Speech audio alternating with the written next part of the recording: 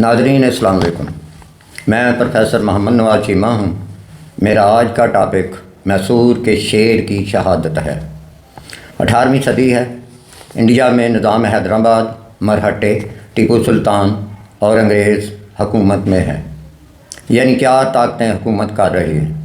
अंग्रेज़ों की east India हुकूमत मुख्तलिफ हीले बहानों से अपने इक़्तिदार को वसी करना चाहती है। मरहट्टों और निज़ाम से अंग्रेज़ खौफज़दा नहीं हैं।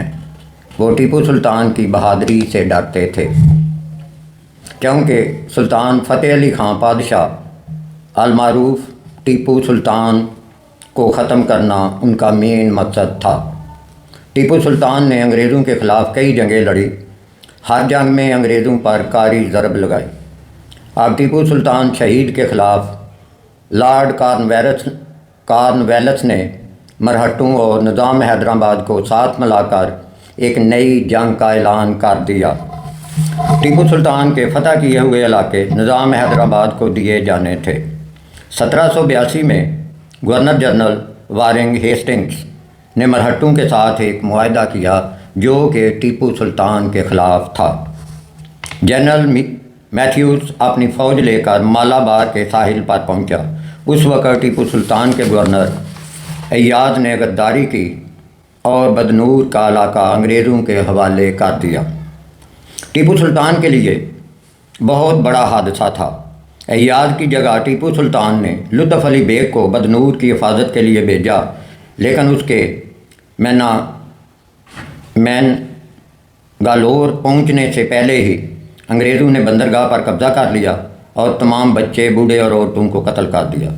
ये टीपू सुल्तान के लिए बहुत बड़ी शिकस्त थी।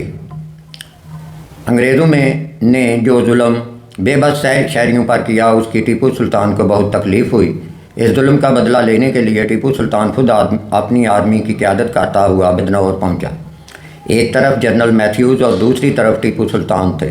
तमाम दिन लड़ाई हुई। दोनों तरफ मैदान जंग लाशों से भरा हुआ था। टीपू सुल्तान ने जनरल मैथ्यूज़ को इबरतनाक शिकस्त दी। जनरल मैथ्यूज़ भागकर अपनी फ़ौज के साथ बदनौर के किले में छुप गया। टीपू की आर्मी ने किले का मुहासरा कर लिया। कई महीनों के बाद अंग्रेज़ों ने टीपू सुल्तान से सुलह कर ली और किला टीपू सुल्तान को वापस करना पड़ा। टीपू सुल्तान का सबसे बड़ा मकसद अंग्रेज़ों को इंडिया से निकालना था।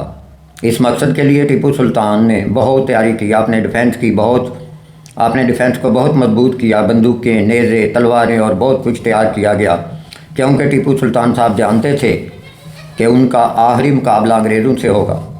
मक्कार अंग्रेज़ों ने पहले ही निज़ाम हैदराबाद और मरहट्टों को अपने साथ मिलाया हुआ था।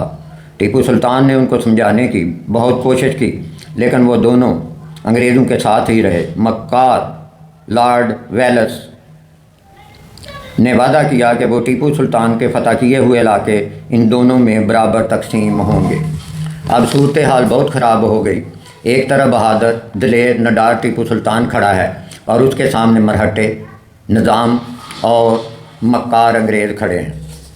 दोनों तरफ से इंतहा की तैयारियां जारी हैं। अंग्रेज़ों ने एक नई जंग शुरू की। अंग्रेज़ों की आर्मी की जनरल मीडोज़ क़यादत कर रहा था। टीपू सुल्तान खुद अपनी आर्मी की क़यादत कर रहा था। जंगी सामान से पूरी तरह लैस टीपू जनरल मीडोज़ की आर्मी से टकराया। टीपू सुल्तान ने पहला मुकाबला सतिया मैंगालैम के मकाम पर हुआ।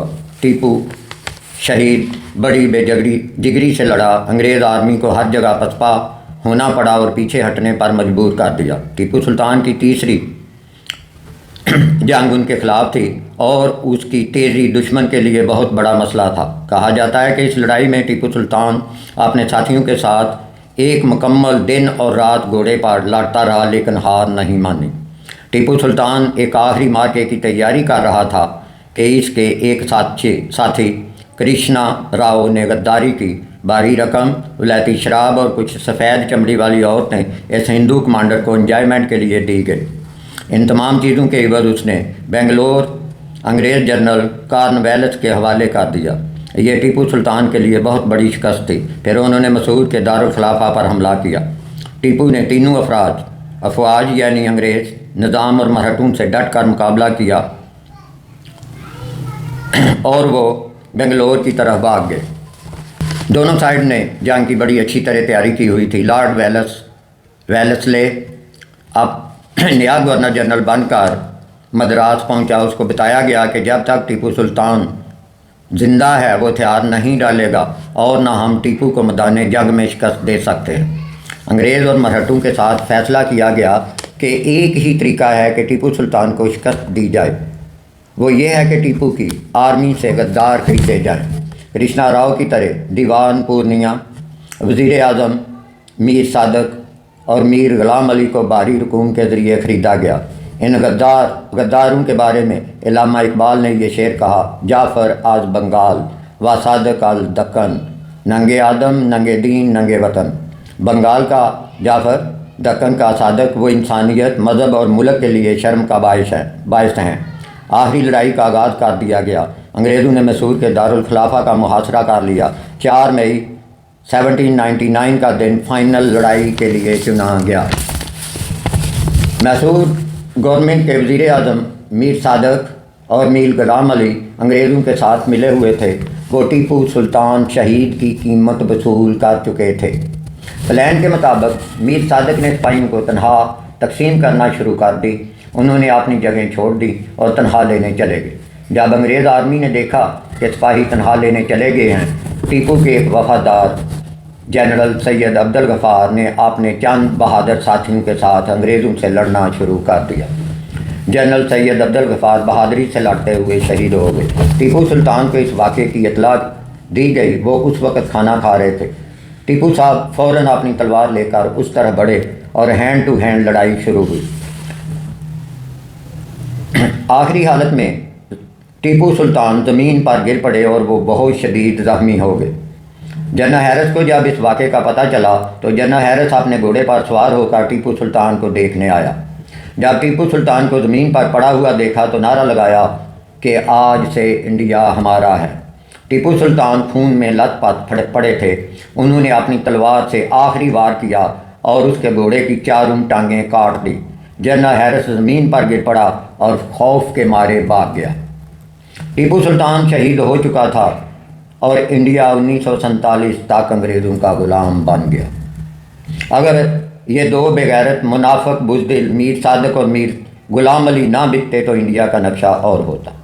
قدرت اللہ شہاب اپنی آٹو بایوگرافی شہاب نامہ کے صفحہ 155 پہ لکھتے ہیں کہ 4 مئی 1799 کا وہ منحوس دن تھا جب سرنگا پٹم کے تاریخی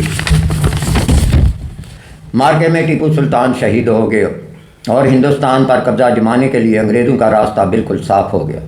اس فتح کی خوشی میں لارڈ کارنوالیس نے کلکتہ تھیٹر میں ایک شاندار محفل رقص و سرور منعقد کرنے کا انتظام کیا۔ حال میں جگہ جگہ دشمن سے چھینے ہوئے سامان حرب کی نمائش لگائی گئی۔ دیواروں پر بڑے بڑے آئینوں کے سامنے مارکا سرنگا پٹم کے مختلف مناظر کی قد آور تصویریں بنا کر لٹکائی گئی۔ ستونوں پر بڑی خوبصورتی رنگ برنگے ریشم کے تھان منڈے گئے۔ چھت سے رنگین سلک کی بڑی بڑی چادروں کو شامیانوں کی صورت میں آویزاں کیا گیا۔ انگریزوں کی جس رجمنٹ نے سرنگا پٹم کی جنگ میں حصہ لیا تھا اس کے جھنڈے ہال کے عین وسط میں لہرائے گئے۔ ان کے عین نیچے سلطان ٹیپو شہید کے جھنڈوں کو الٹا لٹکایا گیا۔ ڈانس رات 11 بجے شروع ہوا اور صبح 5 بجے تک جاری رہا۔ میموں نے سفید ساٹن کی چست وردیاں پہنی ہوئی تھیں جس پر ریشم کے 4 مئی کے الفاظ کاڑے ہوئے تھے۔